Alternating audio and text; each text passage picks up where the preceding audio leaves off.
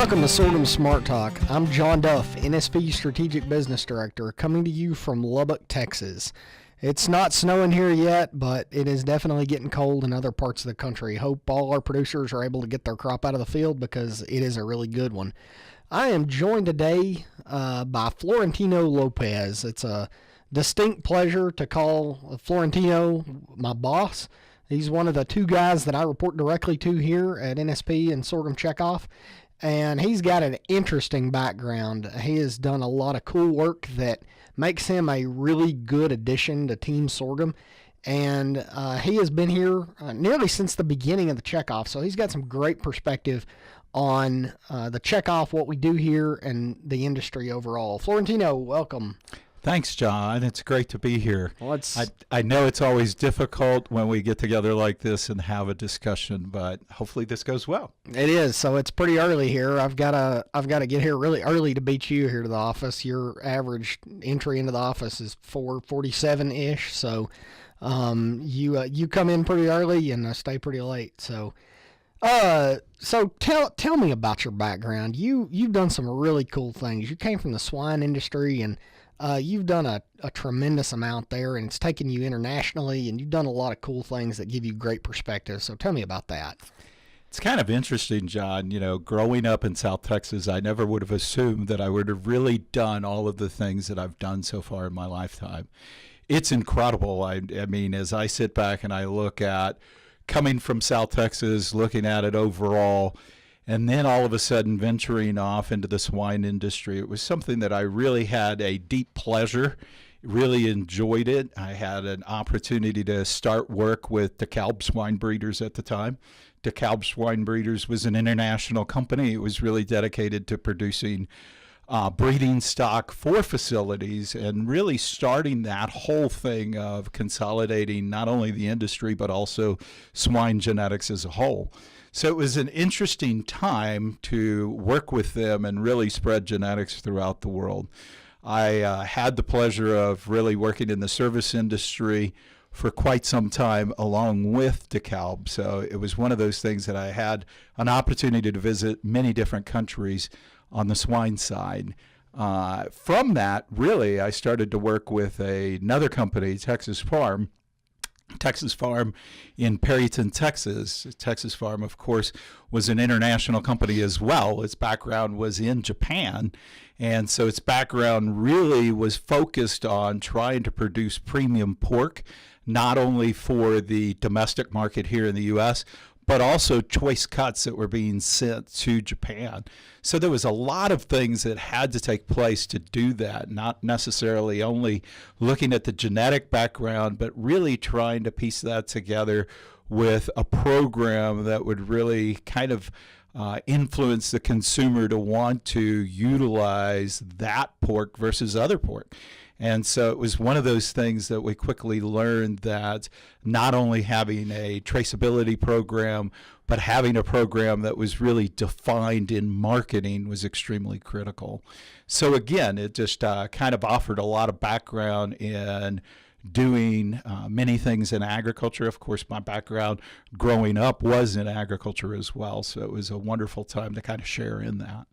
So I want to talk more about the consumer angle, because we talk a lot about this here at the Checkoff and NSP, and working with consumers and working with the end user and really telling the story of agriculture. We talk about that a lot. But you said one thing I want to back up on. You said decab swine breeders. Elaborate on that a little bit. I know most folks, they hear decab and they probably just assumed that it was the same name and that there was no connection there. But explain a little more about Dekalb and exactly who you worked for and what they used to do. Dekalb Swine Breeders was part of Dekalb. So if you look at Dekalb International, not only the pork side, but also the poultry side, they used to also have a poultry genetic company. And so along with the seed company that was kind of brought in, those other facets were brought into that company. And so when it sold to Monsanto, it quickly turned over to Monsanto Genetics. So there was a genetic company not only from Monsanto's seed division, but also the swine division. Of course, since then, that has split off and kind of tapered off to another company. Swine genetics, just like the seed industry, are extremely critical worldwide. Anytime that we have an opportunity to improve genetics, provide back to the farmer that opportunity of either faster growth, more feed efficiency, anything that makes him more profitable is really that bottom line. So that's exactly what the genetic company, the swine genetic company, was looking at. And that kind of continued to expand beyond that. So it is a part of a variety of different companies that continue to try to help the farmer on a daily basis. And you're certainly doing that here now, and have been doing it for almost 10 years now here for sorghum. Right prior to that, though, you worked for a swine feeder in the Upper Texas Panhandle, and you mentioned that a second ago, Texas Farm, and that really got you into starting to work with consumers and interface. But there was also good international interactions there too, as they were Japanese owned. So talk a little bit about what you did at Texas Farm, and immediately prior coming to sorghum, the kind of work that you did, both with consumers and directly with farmers buying grain. Texas Farm was an interesting organization. When I started with Texas Farm, we really started at the building phase, not only looking at property, trying to work with the just the local area to bring in a new company. So literally, you came in on the ground and built buildings. It was the ground floor. Predominantly, we were designing buildings. We were working specifically at how those buildings would look, the design overall, trying to build the relationship there locally. So a lot of that had to take place. And of course, at the same time, was trying not only to build the facility, but while at the same time trying to determine how we were going to be moving those animals to market, how we were going to be feeding those animals, looking at a variety of different things that had to take place. So kind of as we started building, of course, that facility continued to grow over time, but there was a whole need for employees as well. So we worked very closely on how do we attract good individuals, how do we maintain those individuals, how do we integrate them also into the local economy and the local environment. The employees as well as the company trying to make sure that we were integrated with the local community so that we would become basically part of that community. That was extremely important, not only for the Japanese that were part of that business, but also for those first individuals that came to work there. Again, as you said, I was one of the first ones that was there. I actually was the first employee to open an office in Perryton, and so quickly started that whole operation.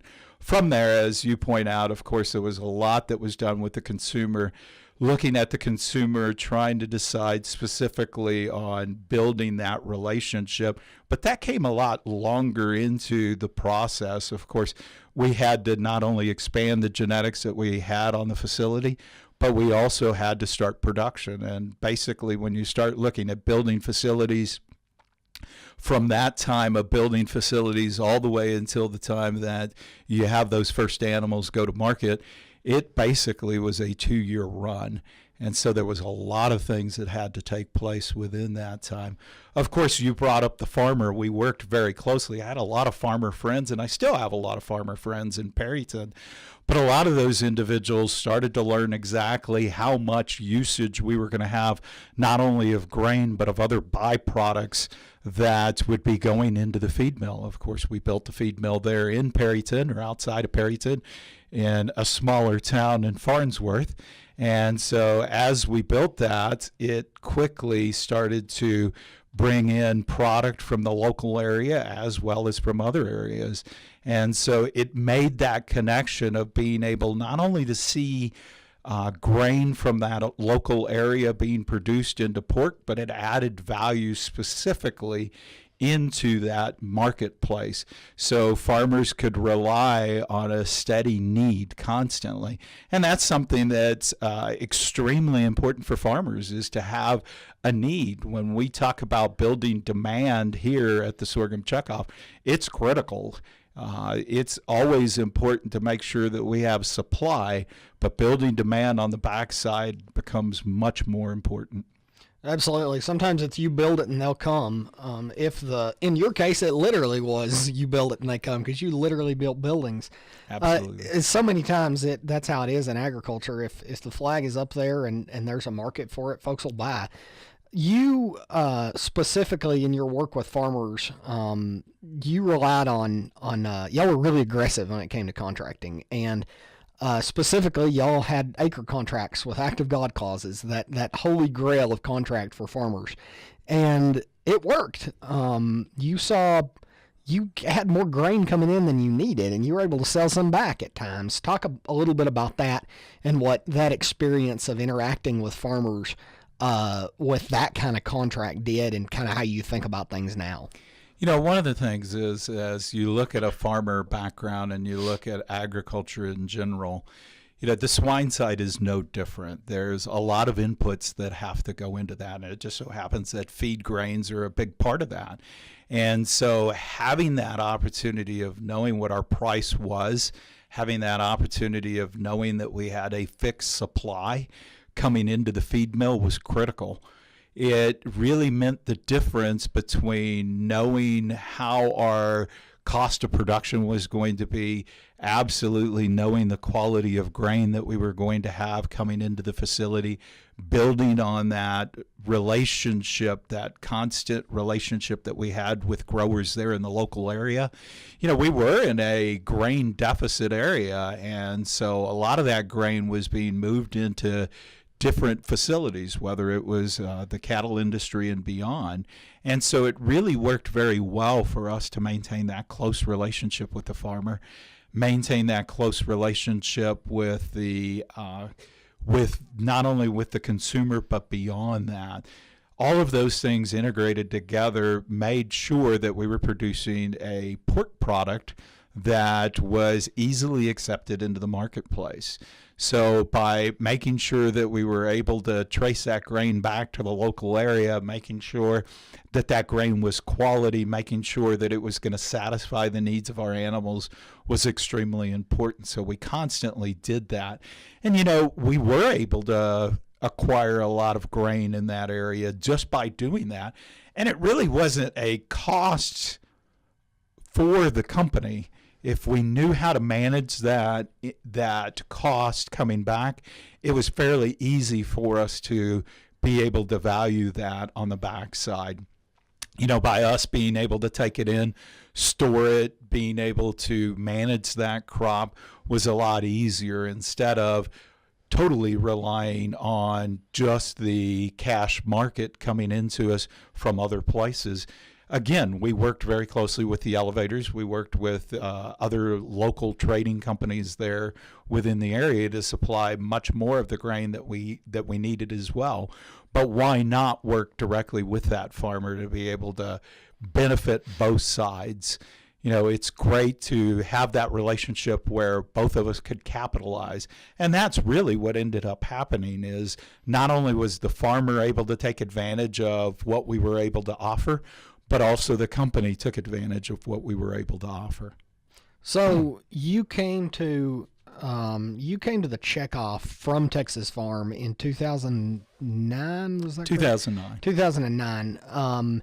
After having worked with farmers at Texas Farm for 15 years. For 15 years. So you had really great experience there, working with the farmer side and the consumer side in managing operations and managing people and end uses of sorghum, and it sets you up really well.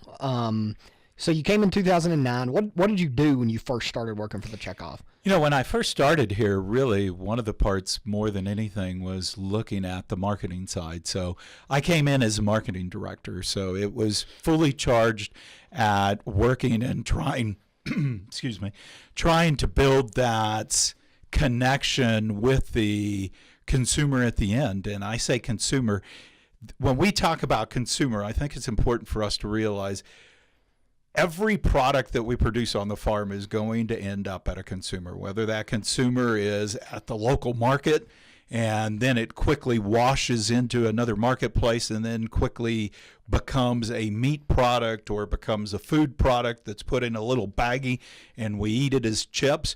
Whatever that product may be, we are directly influencing the consumer at all levels. And so one of the things that we quickly had to work on when I came to the Checkoff was looking at how does sorghum fit into different marketplaces, not only necessarily the livestock industry. Of course, that was a natural fit. I'd come from the swine industry, and it was important for us to be able to produce items and be able to make markets and be able to share why sorghum would fit into different marketplaces. Of course, sorghum was always one of those crops that was out there that's been grown for many, many years, and it really needed a fit. And we needed to be able to kind of convey what sorghum was to all types of different industries. And that's really what I saw myself doing initially. Of course, one of the things that we quickly talked about was creating a brand. And as you know, that brand continues to exist today, Sorghum the Smart Choice.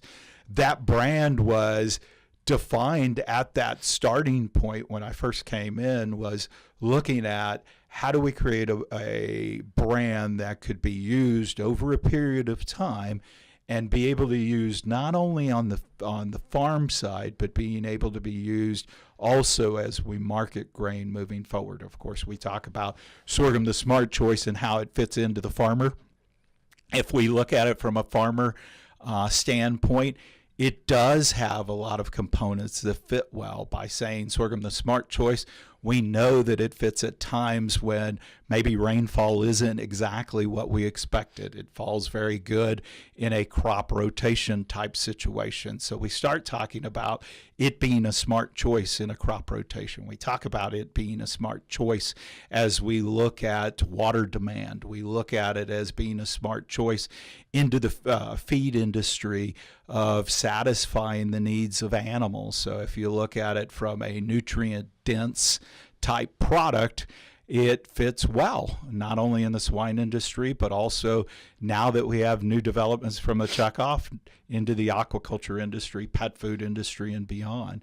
As well, it fits very well with that consumer brand as we look at the consumer as looking at it being high in fiber, looking at it being a protein that has a variety of different attributes specifically that could fit into a consumer marketplace. So talk a little bit about those segments specifically. You named off a half a dozen markets there, and talk about those markets and kind of their shares of the sorghum industry, and kind of how that's changed over time. We certainly have moved to a consumer and high value food market perspective. We've moved to a much higher place now than when you started. So talk about what that looks like now and kind of how that's evolved.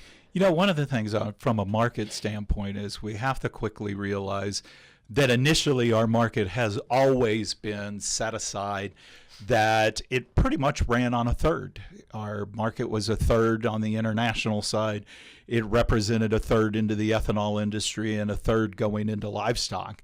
And that livestock predominantly was the swine industry, looking at the poultry industry to a certain degree, and then also looking at the cattle industry.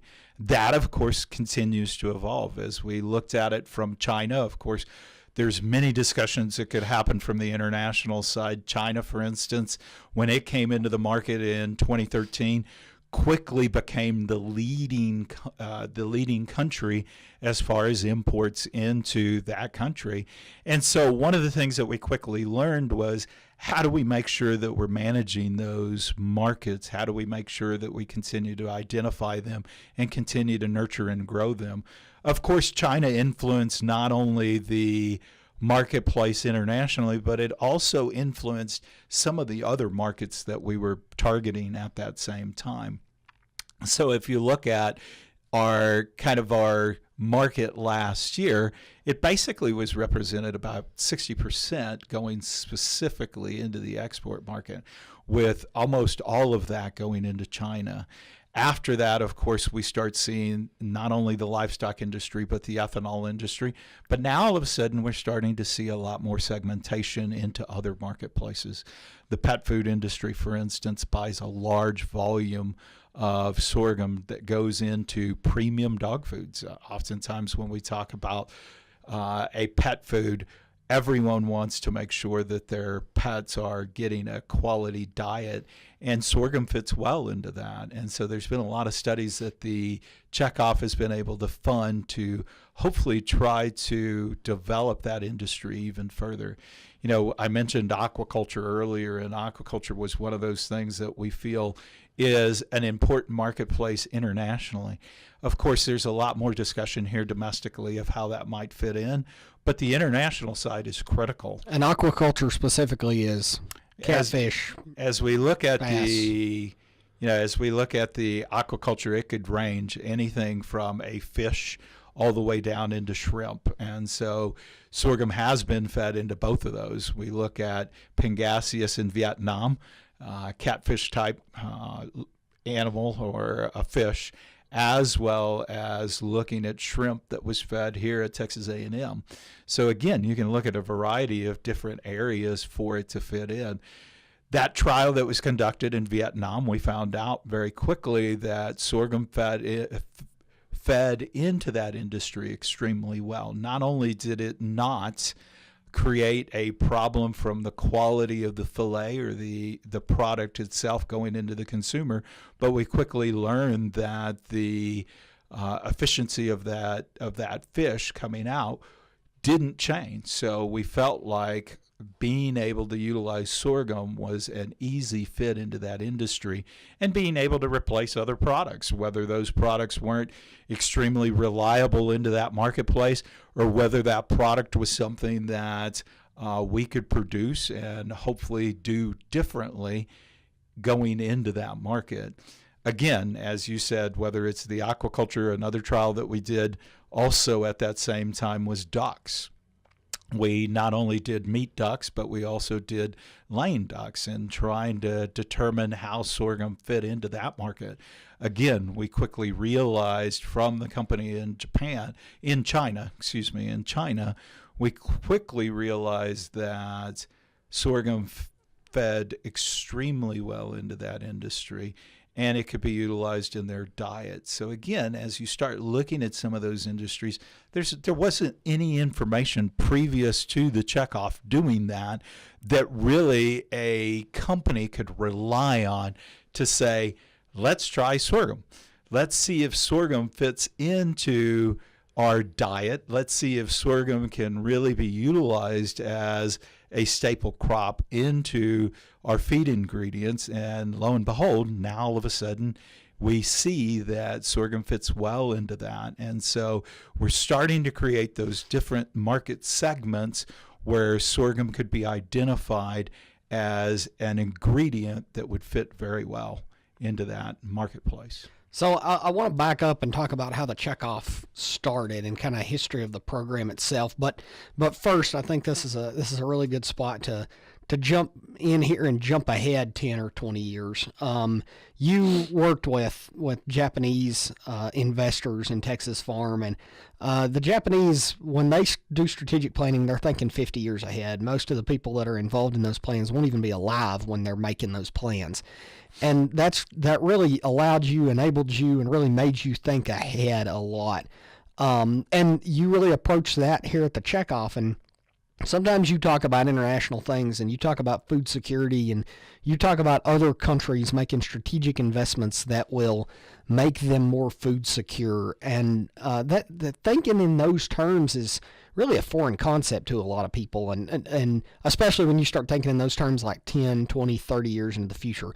So be strategic and visionary and futuristic, and tell us about the international side, and specifically the demand for protein and where we're headed over the next couple of decades in feed grains. You know, the American farmer is always going to produce. We know that the American farmer, when it's challenged, will continue to rely not only on genetic companies, but continue to rely on their structure. They will continue to rely on technology to continue to produce more. And as we look at a worldwide population by 2050, there's been a lot of assumptions of what that might look like. The most common is to say that there's going to be 9 billion people on the earth. And as we look at that, there's going to be a lot more mouths to feed. And so one of the things that I see is, how will sorghum fit into that 20 years down the road?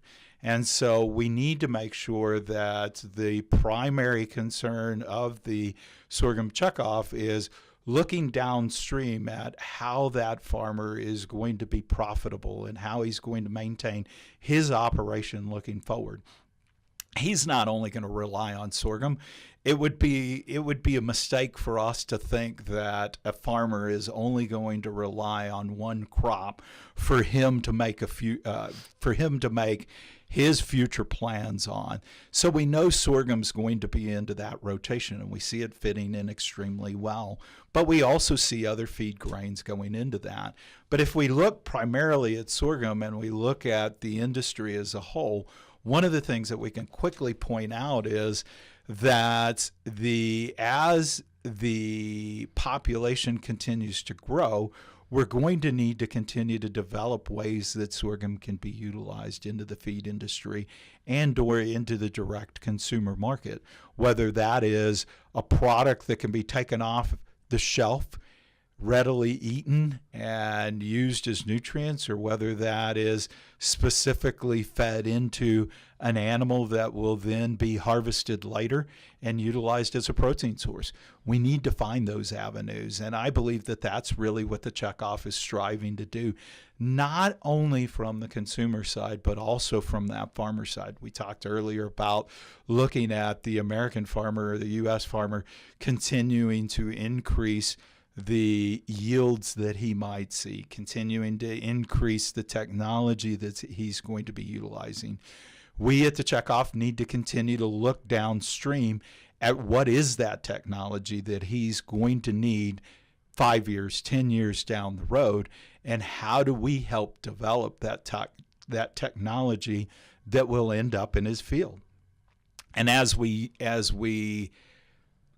make investments into the industry, we're making those investments with a hope or with a desire that they will end up in that farmer's field, end with more profit in his pocket, and end in him knowing that he did something that was helping to feed the 9 billion people that are going to be here with us very soon.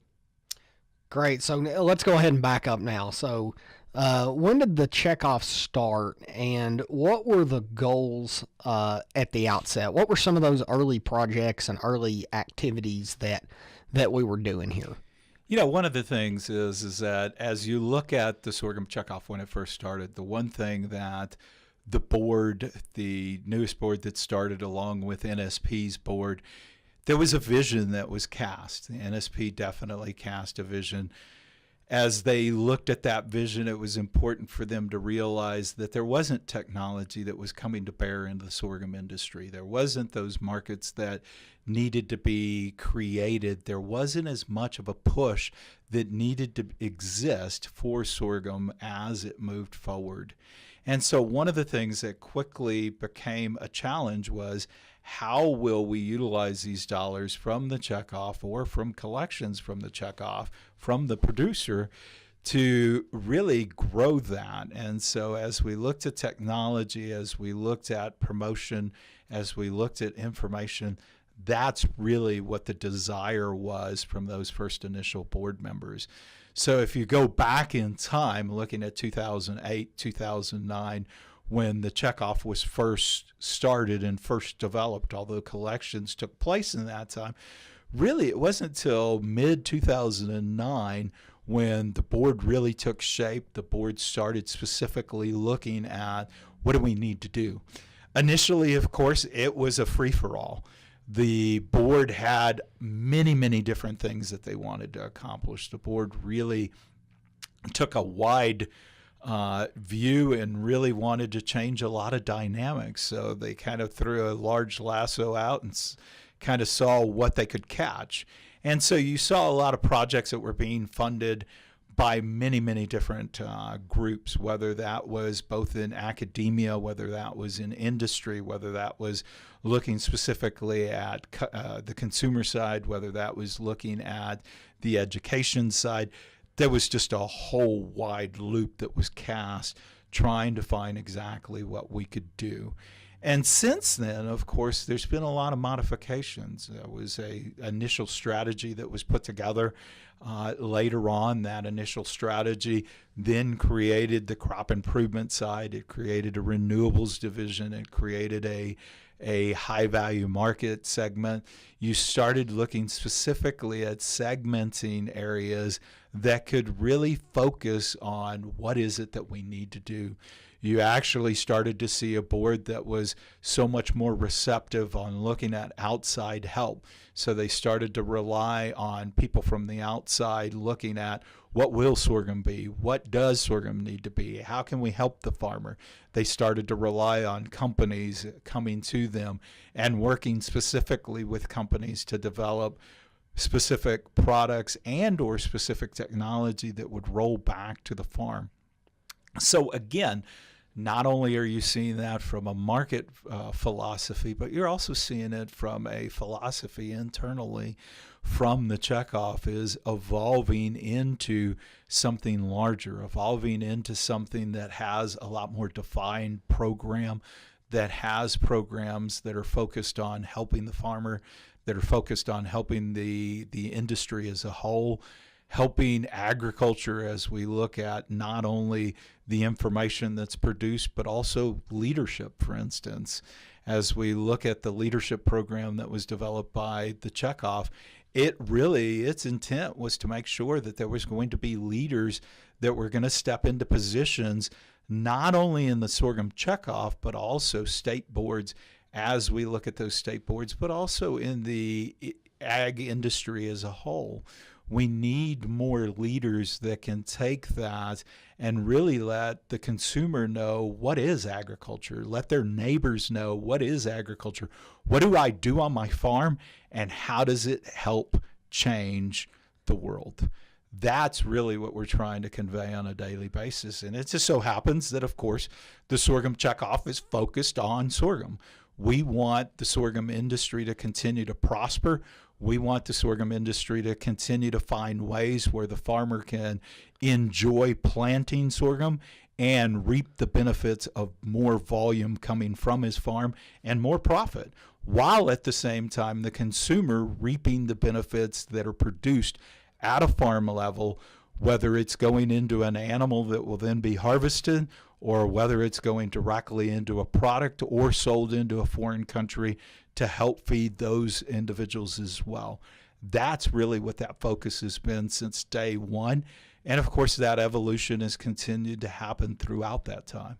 And at the end of the day, it's the farmer that has to tell these stories, and that's what's great about the Checkoff and the way we're set up. We've got a board of 13 farmers that we can rely on to tell those stories in their own words. We can talk till we're blue in the face, but until a family farmer gets out there and tells that story, it really doesn't matter. You mentioned leadership. We've done a lot to cultivate the next generation of those storytellers and the next generation of those people that can interface with the consumer. Leadership program now it's in its fourth class, and you were instrumental in helping create that. Talk a little bit more about the leadership program and what that has meant from an industry development perspective, and overall how it's helped with consumer interfacing here. You know, one of the things that you said earlier is the board. And as we look at the Sorghum Checkoff board, of course, there's 13 members that are going on the board constantly. So they're coming on the board and they're falling off the board. And so as those individuals are appointed by the Secretary of Ag, of course, this program still has a very close tie with the Department of Agriculture as well as the Agriculture Marketing Service. Of course, those board members are appointed by the Secretary. And so as new board members come online, we continue to have a pool, or a pool is needed to continue to supply new individuals coming onto the board. And so one of the things that Tim Lust, of course, felt was critical was, how do we continue to maintain that pool? How do we continue to develop leaders that are not only focused on becoming board members for the Checkoff, becoming board members for NSP, becoming board members for the Kansas Sorghum Commission, or for Texas, and or for other programs throughout the U.S., but also how do they become leaders, as you said, of creating that voice for agriculture? You know, that was one of that focus points that Tim had originally, is as he looked and stepped back and tried to put this program together, was how do we continue to supply leaders? So that was quickly one of those things that developed over time. So this program, as you said, what does this program really consist of? It's a variety. It's not only focused on how to conduct an interview or how to step into an interview and have a discussion, but it's also focused on marketing. How do you become a stronger marketer? How do you understand the dynamics of what's taking place from an industry? How do you learn more about the seed industry? So a portion of that is very closely tied with learning more about the seed industry and visiting those companies that are here locally, going to Washington, D.C., and actually seeing the functions of the Checkoff and of USDA, getting a better perspective of how that all comes to bear. You know, it'd be great to be able to see these individuals as they learn more about not only the export market, because they do have an export segment of going to the port and seeing how that grain is moved from the U.S. or from their local elevator all the way into the export market. Hopefully later on they can even see it approaching that export market and going into an animal on the other side. That's really what that goal would be. So continuing to evolve that into something else. But we've seen many, many different individuals come from that program. We've seen those individuals not only serving here on the Checkoff board, but on the NSP board, on the Kansas Commission, on the Texas board, and the Nebraska board. That continues to develop. And so, serving as staff for state organizations now. Absolutely. In a couple of cases. So in many cases, those individuals are serving in multiple facets. So it's wonderful to be able to say that a program that was developed with Checkoff dollars is continuing to add value back to the farm. So we see that as being that, hopefully that voice that can take that sorghum message forward with the local community on up into the marketing community and on into these programs, and sharing what their beliefs are on the farm and how their farm is going to make a difference worldwide as we look at it into the future. So you mentioned going to the port and actually seeing the port facility, and it seems like everything points back to trade these days. There's quite a bit going on in trade, and we have certainly kept the leadership class really involved in the trade discussions, and we've kept them in the know on how that works and how that impacts your bottom line. And certainly we started out this morning talking about trade. We have a ton of trade related events coming up. We've got teams coming. We got export exchange. We've got a lot that we're doing here that is directly tied into trade for very obvious reasons. So talk a little bit about what we have coming up on the export side. You know, on the export side, as we talked earlier, of course, the export side is still a very large segment of the sorghum marketplace. And it still has a lot to do with the price. As you look at the price currently today, you and I, of course, continue to review that on a constant basis. But if you look at those port values as they are put out by Market Perspectives and the U.S. Grains Council, the port value still remains over the price of corn. And so it's one of those things that we quickly point out, that we have a 3 to 7% value appreciation over the price of corn on the export market, even though today we're not exporting grain.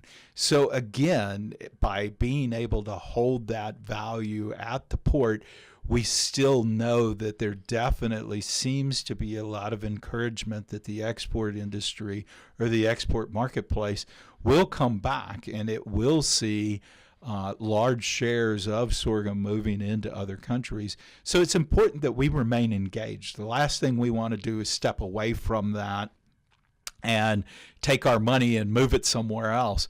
Of course, the international market is extremely important, but we put a lot of emphasis here domestically. But as we talk about the international segment, of course, we've worked very closely with the U.S. Grains Council. It's something that has been done over a period of time, not only as the checkoff has existed, but even previous to the checkoff existing. A lot of the organizations were providing funds into the U.S. Grains Council, making sure that there was an opportunity to use dollars that would help increase the marketplace for sorghum. You know, today, as we look at the international side, you talked earlier about the export exchange. There's a lot of different countries that will come together from the into the export exchange. That is a program that's put together by the U.S. Grains Council. It's going to be happening in Minneapolis this year. There'll be individuals from all over the world that will be joining there. How many folks usually attend that event? Yeah, typically it's about 200 internationally, and they come from a variety of different countries. And so as we look at different countries, you see not only the Asian countries, but you see some from Europe, you see a lot from Africa, you start seeing a lot of countries from South and Central America, looking specifically into what the council is doing, what the corn industry, the sorghum industry, the barley industry are doing, and learning a little bit more about those segments and trying to identify ways of purchasing sorghum, corn, and also barley. So we work closely with them to try to make sure that we're providing them with the resources that they need, not only to learn more about sorghum and how to utilize it in their marketplace, but also creating that direct link back to the farmer. You know, oftentimes when we have individuals come from a foreign country, we have those individuals come from China, and they've been able to go and sit at a coffee table with a local farmer and sit down and really share with them.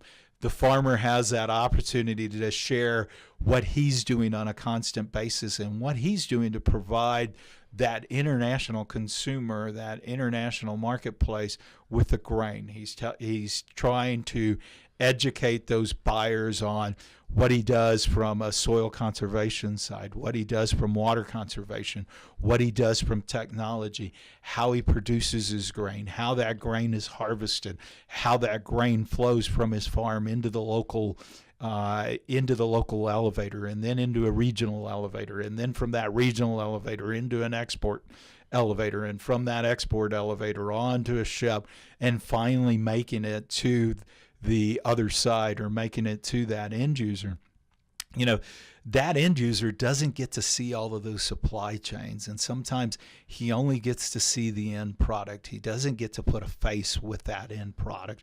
By putting a face with it, he starts to quickly realize this guy's no different than I am. This is a farmer that is trying to provide for his family. This is a farmer that's trying to provide for the world. This is a farmer that's trying to do the best that he can to make sure that he's conserving his resources to continue to grow into the future. You know, there's nothing more important than that link of trying to connect a face with it at the end point. Of course, when it all comes down is that end user's also looking for a price, and he needs to quickly realize that that price is affected by many different parts of the segment. But of course, he can kind of connect that face with the farmer, and they can see each other in a different light. They can start applying about their basic philosophies and utilizing those to hopefully move the market forward. Of course, those end users are always looking to The merchandisers are always looking to the larger industry because they have many mouths to feed. And so they can't always just look at that one individual farmer. They're going to target a variety. So that's why we put not only a lot of emphasis of taking that person that's coming from export exchange on those trade missions, putting them together with that local farmer, but also putting them together with that elevator, putting them together with that person that's going to be supplying them with hopefully a bid that they will be able to acquire that grain and then in turn have it come to their country. So as you can see, there's many, many different segments that come together, and there needs to be a voice at each one of those. And it just so happens that the Checkoff is trying to be that voice for the sorghum industry. And I believe that as we continue to move forward, we're continuing to do a better job at being that voice, being that mechanism that can connect that buyer, that seller together, being that mechanism that can connect that consumer back to the farmer, being that mechanism that can connect the technology provider, that provider that's creating genetics, being able to connect him directly with the farmer, that voice from the farmer being able to step up and say, this is what I need on my farm. This is the technology that I need today. This is what I need that will help me grow more sorghum, help me conserve the resources that are on my farm, help me be a farmer into the coming years as we see that. That's the tool that we're trying to provide on a daily basis. Okay, so that's that is an incredible role for us, and I think we do it extremely well. Connecting buyers and sellers is exceedingly important, and if there's nowhere to go with that grain, it just really doesn't matter if you're growing it. But that's really only half the story. The other half is ultimately that farmer accepting that offer, or taking that position on the board, or taking that next step to go ahead and lock that deal down. And another area that we haven't really talked about a whole lot here, and it ties into what we're doing here, sitting talking on a podcast, is actually the marketing tools that the producer has available to take advantage of these outlets for grain. And that was really the genesis of this podcast, is talking about how we give farmers the tools that they need to take advantage of those markets that we're trying to create for them, whether it's international or ethanol or whatever. So talk a little bit about specifically your vision in starting this, or suggesting that we start this podcast, and how that goes into our strategic plan, and how this will help the farmer be successful long term. You know, information is critical. And that's been an evolution overall. It used to be that even in the swine industry, as we step back and we look at the swine industry, it was pretty common. It was a common practice. It was a common practice as we look back, even from my standpoint, is it was a common practice to just know what the price was and take your animals to market, and whatever the price was that day, that's what we accepted. It was common. It continues to be pretty much a common philosophy, is when I produce it, I take it into the marketplace, and what they're willing to offer me is what I'm taking today. Well, that's not necessarily the case anymore. There's so much information that not only the farmer is being bombarded with, but the consumer as well. So as we look at that information, there's a lot of resources that are going on. It used to be, and we can all look back and we can remember that there was a screen that everyone used to look at. And that screen was one of the first things that we did, was we tried to get one of those screens at our operation so that we could look at the prices that were going on a daily basis. Not only that, but we could look at the weather real time. So it was one of the interesting parts, was being able to really capture that device and being able to bring it and have it at your office or at the farm, looking at what the price was doing on a 15-minute interval, and looking what the weather was doing on a 15-minute interval. That was really cool. Well, we're way beyond that now. We're actually beyond that, where not only are we looking at what the CME is doing or what the board price is doing, We're also looking at what are the worldwide funds doing? What is the stock market doing? What is weather internationally doing? What is the weather in Brazil, and how is it going to impact their crop? How's that going to change the market price for tomorrow? How's that price going to be influenced by what's happening in a foreign country from a foreign disease? So if we look at disease and how it's impacting the swine industry in China, what are their needs going to be, not only from a protein source, looking at soybeans, but also looking at grain sources? All of that is now directly impacting that price.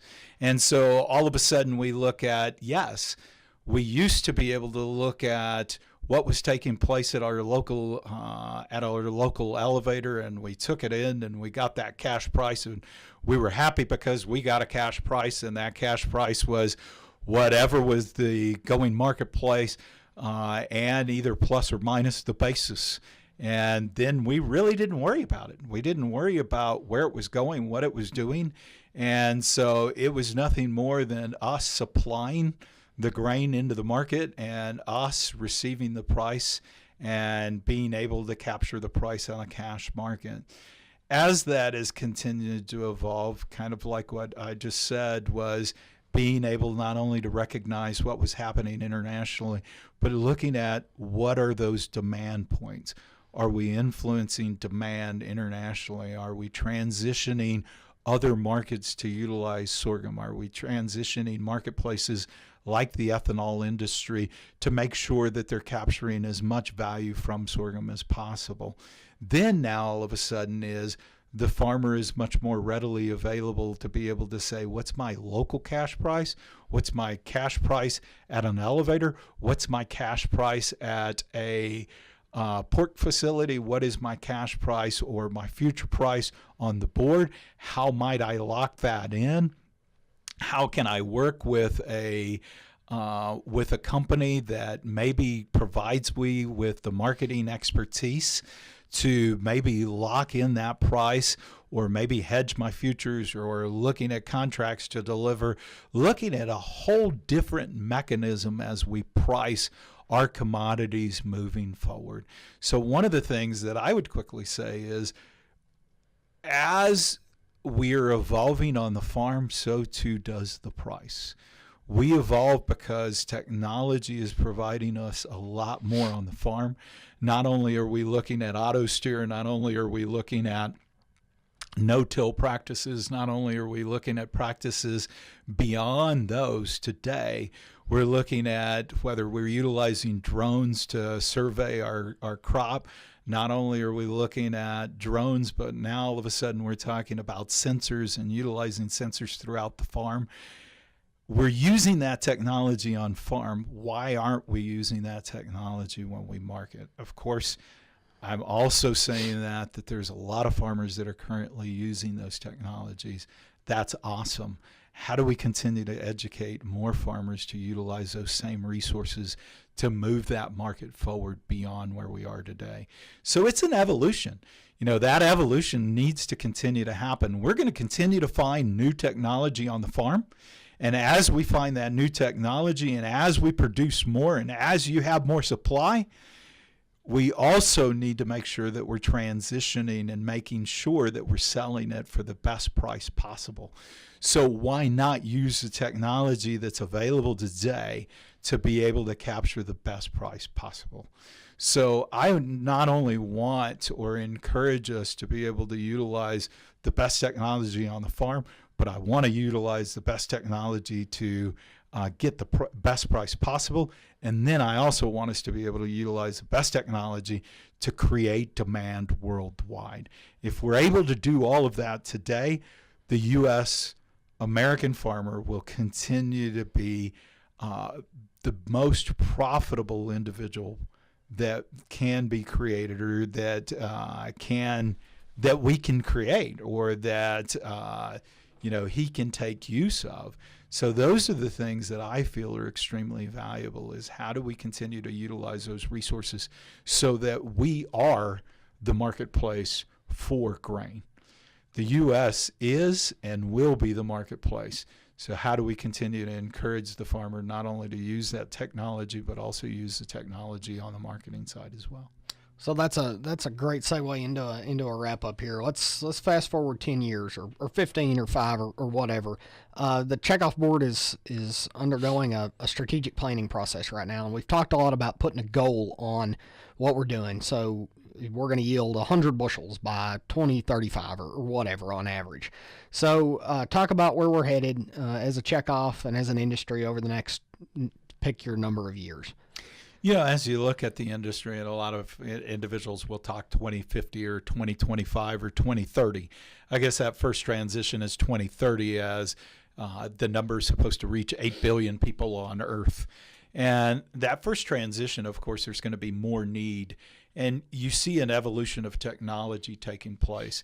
There's already been a lot of different technology that is in the pipeline that the Checkoff is hopefully working with industry to try to create, whether that is technology that will help him from a grass and a weed problem, or whether that technology is directly looking at something like the sugarcane aphid.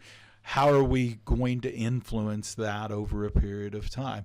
On into the market segment is how do we continue to find more products that'll fit into sorghum. So as we look at that first transition, you were talking about yield. What I'd like to see is yield continue to increase. There's been a lull in sorghum yields, and a lot of that lull here recently, of course, we've seen a nice transition. We've seen an increase on the average yield. We'd like to continue to see that. That lull doesn't need to exist. We feel that lull is there because the technology that comes to bear, also the quality of ground that sorghum is being placed on, management, there's a lot of those aspects that are there that can be quickly challenged. We believe that the Checkoff is providing tools for the farmer from a management perspective, also from a technology perspective, that'll hopefully help continue to build that yield up. Of course, as we talked, that yield right now, looking into that 70s category, you'd really like to see that. I personally would like to see that hopefully hit 100. I believe it can. We need to also realize and understand that the technology that's out there today, the seed that you're planting today, has the genetic potential for a lot more than what it's showing today. A lot of what we need to do is find ways to continue to provide small technology growth, provide items that will curb the weed pressure, curb the grass pressure, curb the insect pressure, curb those items that, if we're able to do that, will continue to build on that yield basis as we move forward. So definitely, I'd like to see yields go up. I feel that yields are one of those areas that need to continue to increase. Hitting 100 definitely would provide a lot more opportunity for the farmer to hopefully continue and remain profitable as he looks for the marketplace. From a market standpoint, we always talk about sorghum, and one of the things that I always point out on sorghum is 95% of all the sorghum is traded at harvest. Only 5% is ever held by the farmer and sold later or sold directly into an industry. Almost all of it is transitioned quickly into the cash market background. As we look into that cash market, I think that the farmer oftentimes has an opportunity or leave some money on the table.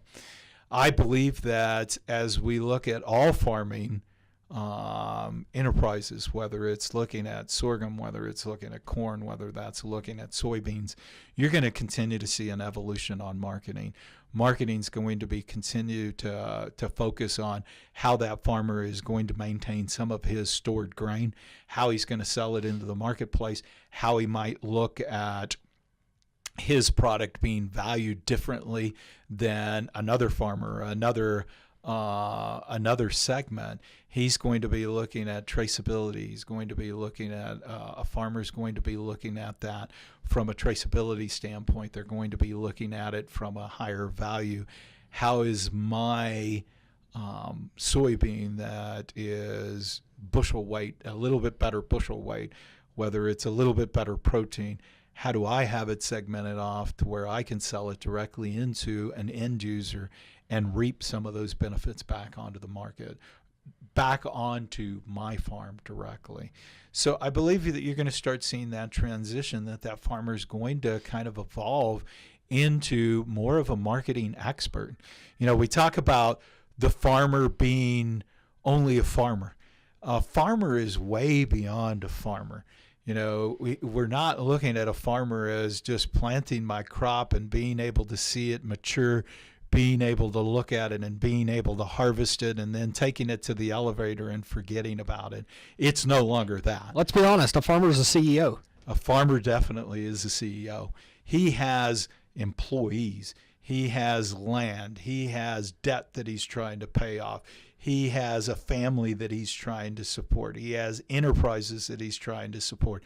He has a variety of different items that he's looking at on a constant basis, and he's trying to figure out how best am I going to do that.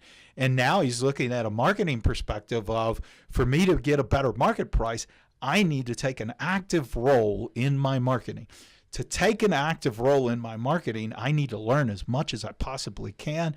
I need to utilize the resources that are available to me, whether that's going into a podcast and learning more about marketing, or whether that is directly going to a presentation put on by the Grains Council or a presentation put on by the National Corn Growers or by NSP or by the Sorghum Checkoff, that he can go and learn what is taking place in the market, what is taking place, what are the new dynamics, what should I be looking downstream, what do I need to look at next year that is going to affect my price? How am I going to look at weather in South America? How am I going to look at weather in Australia as they go through a massive drought? How will that impact my price? And is there something that I can do today that will put me in a better position tomorrow to reap the benefits of the marketplace moving forward? That's what I see as being the key into that CEO, as you put it, as we look at that CEO developing on the farm. How do I utilize the resources that will help me achieve the goals that I have set aside for my farm? Man, I couldn't have scripted a better synopsis for Sorghum Smart Talk podcast. That was excellent and great way to wrap up. Thanks for making time for us this morning, Florentino. Appreciate it as always, John. And thank you for joining us on Sorghum Smart Talk. Join us again next time. In the meantime, check us out on a growing list of platforms. Google Play Music, SoundCloud, Spotify, iTunes, Libsyn, Stitcher. Check us out on sorghumgrowers.com, sorghumcheckoff.com. Follow us on Instagram, Twitter, like us on Facebook. Thanks for joining us.